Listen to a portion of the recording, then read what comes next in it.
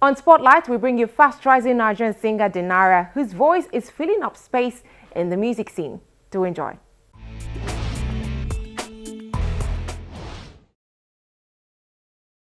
Raised in a humble family of four in Edo State, singer Lawrence Longe, now popularly known as Dnyra, always had music on his mind. A graduate of mass communication from the Polytechnic of Ibadan, Dnyra now stands an emerging voice within the dynamic music industry in Nigeria. I started music from secondary school, if I remember very well. I remember I used to write poems and stuff, and there was this social nights we used to do back then, and I was always very active back in secondary school. And from there, I started doing a lot of songwritings for quite a lot of known artists in Nigeria until I finally got signed to Headline Records, which is my home right now.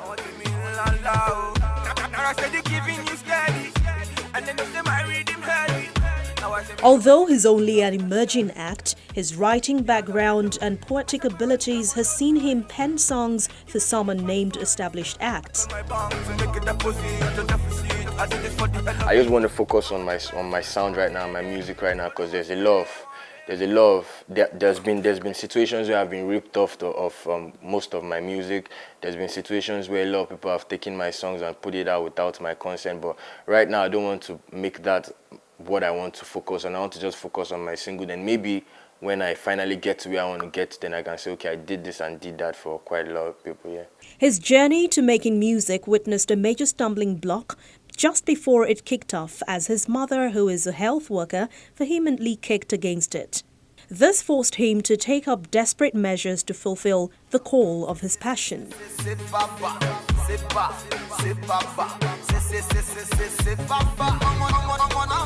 My mom never wanted me to do music, so I had to actually push my way to do music. I had to, at some point, leave my house. I had to go stay with friends for a while. I had to go do some odd jobs to get some money to record. And you know, I used to feel like then I had the mindset that if you just go to a studio and record a song, you don't blow. But then I found out that that was not the case. I worked in a factory where they used to make soap from 6 o'clock in the evening to 6 o'clock the next morning, and we didn't sit down, we always stood up. And it was for 30 Naira per basket, and in each basket there was 200 pieces of soap in it. And before 6 o'clock in the evening to 6 o'clock in the next morning, you can't even do up to 5 baskets. So calculate 30 Naira times 5 times 31 days. I did that, and then for a while as well, I worked I worked at Apapa Wilma. I offloaded content. I did a lot. I did a lot to get where I am right now. But it was a hard thing for me. But right now, my parents they are totally in support of my music right now. There's all love from them.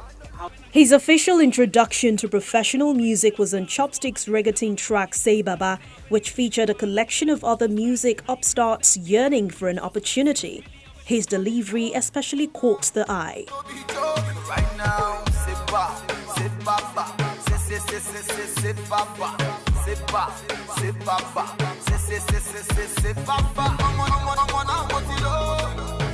Say Baba did a lot for me, in the sense that Say Baba put, everybody on that track. If you go and check the track record of everybody on that track right now, you know that everybody's okay.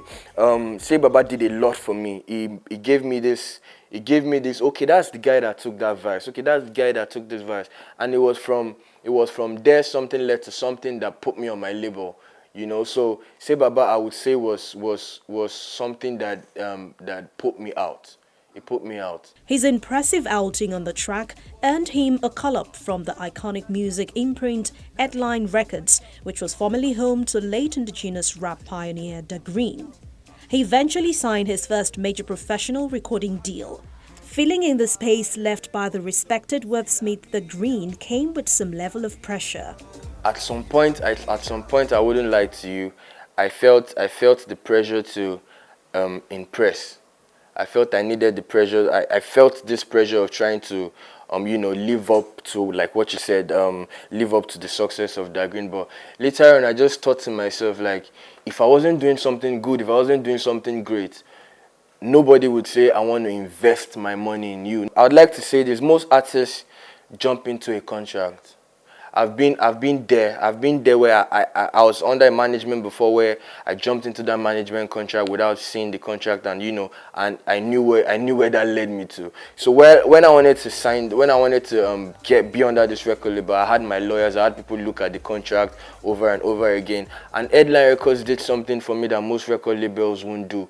They gave me the creative right. They gave me my creative control to do what I feel like doing.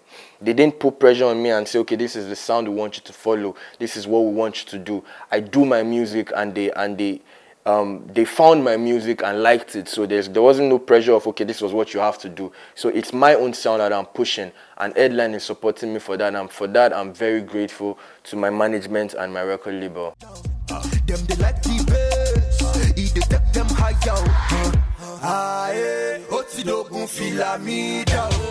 His debut single on the Headline platform, Filamida, translating into Where Is My Cab, boasts of a warm reception, amassing an impressive 60,000 views within 2 weeks of release.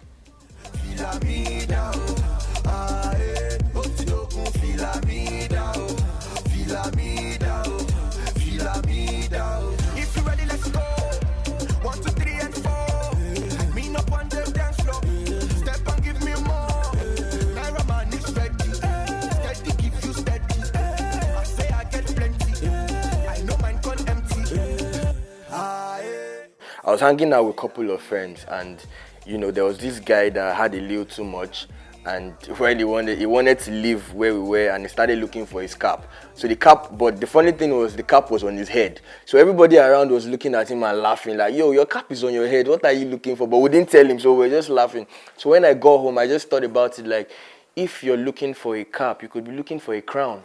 You could be looking for a graduation cap. You could be looking for...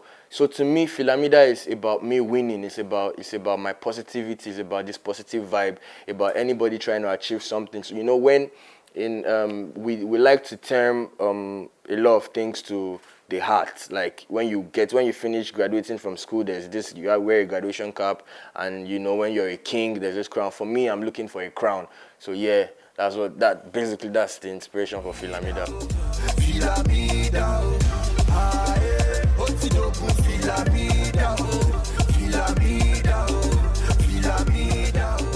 If I wasn't doing music, I would be a music teacher. I would be doing something very similar to, and I'll be in the entertainment industry, definitely, because right from when I can recall, or when I can remember, that's the only thing I've always knew I could do and be passionate about. And I don't see it as me working, I see it as me just having fun.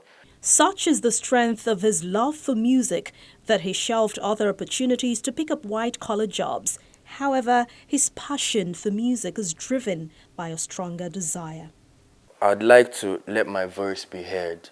I believe that I'm a voice in this world. I just want to be heard. I want my music to go globally. I want people to understand my sound. I want to be affiliated with the great people that have done music. I want to be also able to use my music to impact and touch people's lives, positively. That's majorly for me. It's about touching people. It's about getting my music across to as much audience as I can get. So for me, that I believe will be the greatest thing for me to achieve, getting my voice heard.